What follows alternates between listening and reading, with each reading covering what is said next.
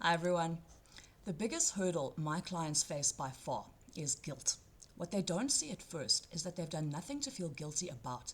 They're just so busy doing damage control, there's no room to realize it. This guilt has got to do with being stuck dealing with the wreckage of the latest hurtful or dangerous thing a toxic parent has said or did, and the responsibility we take on trying to fix it so we can prevent it from happening again. The reason we get stuck here is because we still believe that when all is said and done, we all, our parents included, want what's best for everyone. So if we could just get our parents to understand that whatever they said or did really did hurt or really was scarily dangerous, they'd stop and we could all get on with being a normal family.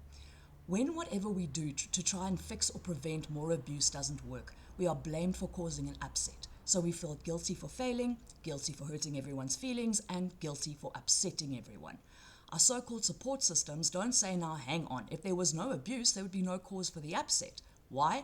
Because it's far easier and far safer to tell the victim to stop complaining than to tell the abuser to stop abusing. Instead of insisting that the abuse stops, they insist we be more understanding, more sympathetic, and to show more compassion for the abuser's problems instead of so selfishly only thinking of our own. From there, it is easy to make the victim feel wretched about their own very valid pain and solely responsible for finding solutions that best suit the abuser. Not the family, not its children or grandchildren, or the system as a whole, solutions that best suit the abuser. Let that sink in for a second. In normal families, children are taught that guilt corresponds with wrongdoing, so they learn to attach guilt to shit they've done wrong. Toxic parents teach their children that guilt corresponds with disobedience, so we learn to attach guilt to shit that upsets a parent. Lots of shit upsets a toxic parent, but their resultant tantrums often have nothing to do with any actual wrongdoing. All families have a set of rules, the norms, standards, values the family is expected to follow. Normal parents set rules that best serve the family. Toxic parents set rules that best serve themselves. So simply put, normal people set normal rules, so the rules are easy to follow. Toxic people set toxic rules, so the rules aren't so easy to follow, especially when those rules start to affect the things we really care about. When we are our parents' only target, we are far more likely to let things go and to let them win their battles so as to avoid a massive fight. But when a parent inflicts their rules onto, say, our careers, our partners, or our children, we are less likely to let it slide because they'll have picked a battle that's worth the fight. When a toxic person is setting the rules, sooner or later they're going to demand we follow a rule that is going to put us or someone we love in a horrible or even dangerous situation. And when we speak up or refuse to do what they want, our parents and their circles are not going to see the rule that's the problem. They're going to see our refusal to obey it as the problem.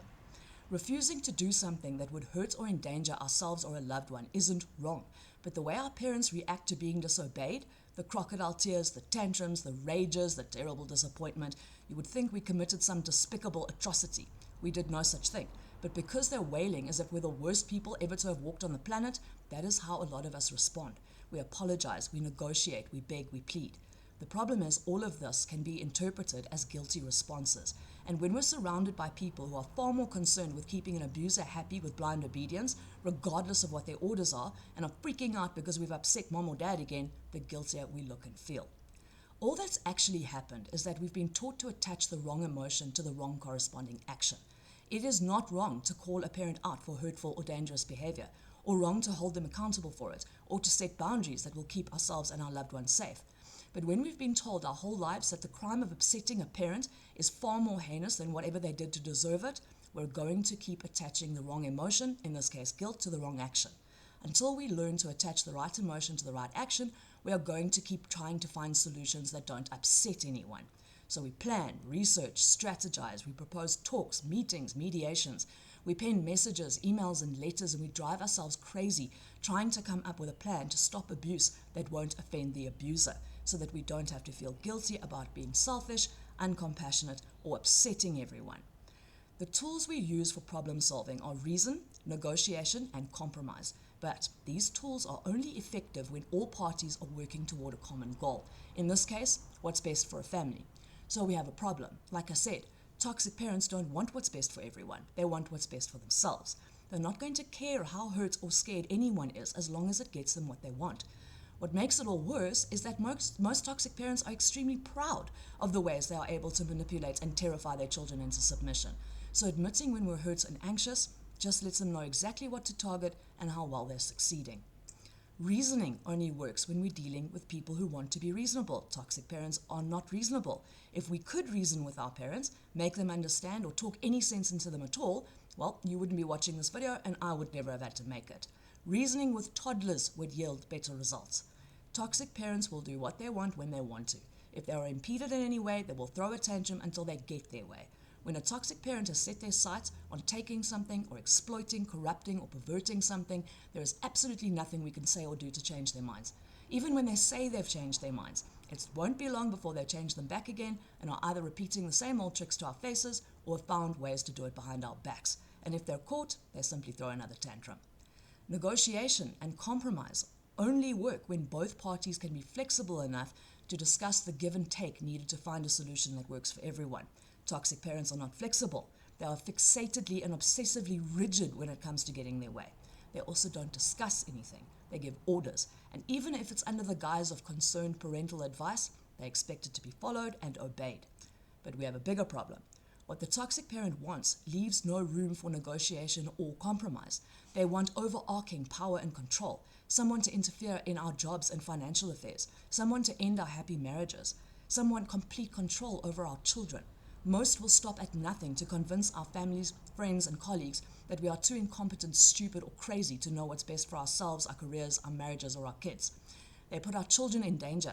They force their way into our homes and workplaces and harass our friends and neighbors. Some toxic parents make fake claims with social services and file false police reports to try to have their children or their children's spouses fired or arrested. Some cripple their children financially by tying them up in legal battles that are as bogus and unending as their sickening smear campaigns. How is any of this open to compromise or negotiation? Please harass my boss just once a week, scream on my driveway every second weekend, tell my child I'm a bad mother every other day. There is just no coming back from any of this, but we're still expected to find a way to make it work and to feel guilty as sin when we can't. A horrible side effect of sympathizing with people we believe want what's best for everyone is finding a reason for why it looks like they clearly don't.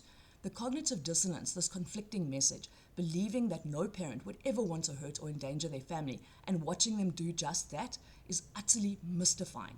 So we try to make it make sense. We are so desperate to find the reasons behind what they say and do, because if we could just get to the bottom of it, we can formulate a plan that will finally work and we could all be happy.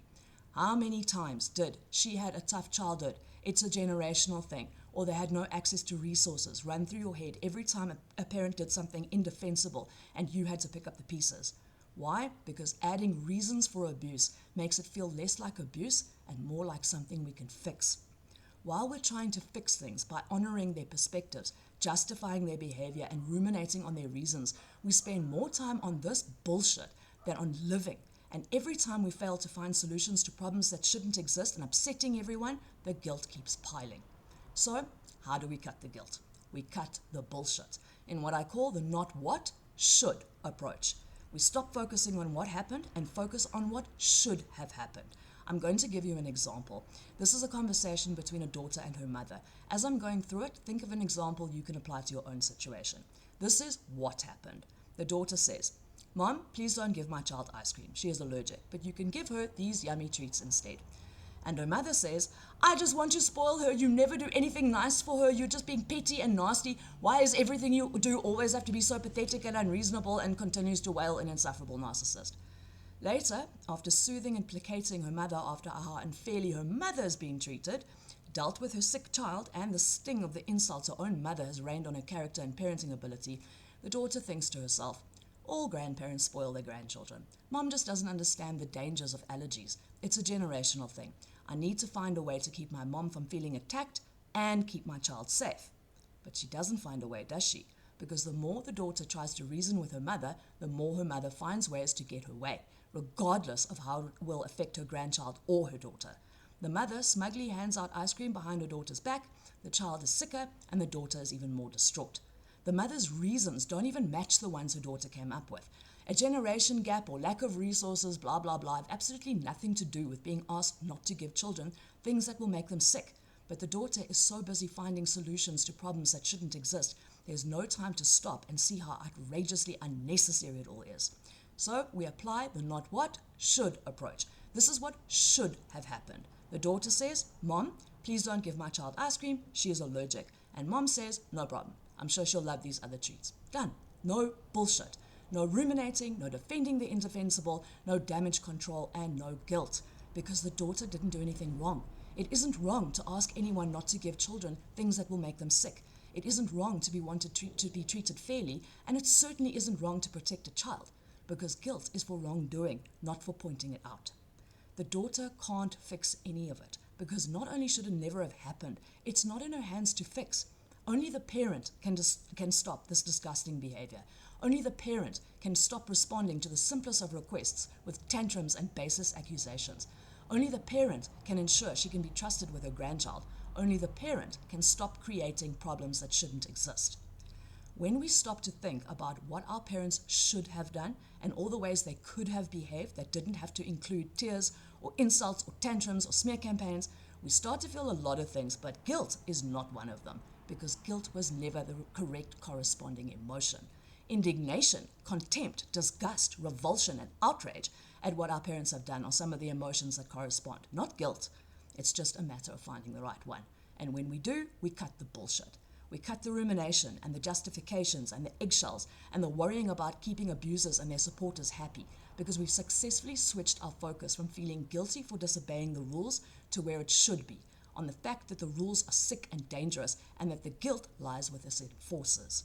We learn that refusing to obey a sick set of rules should not be done with guilt but with pride.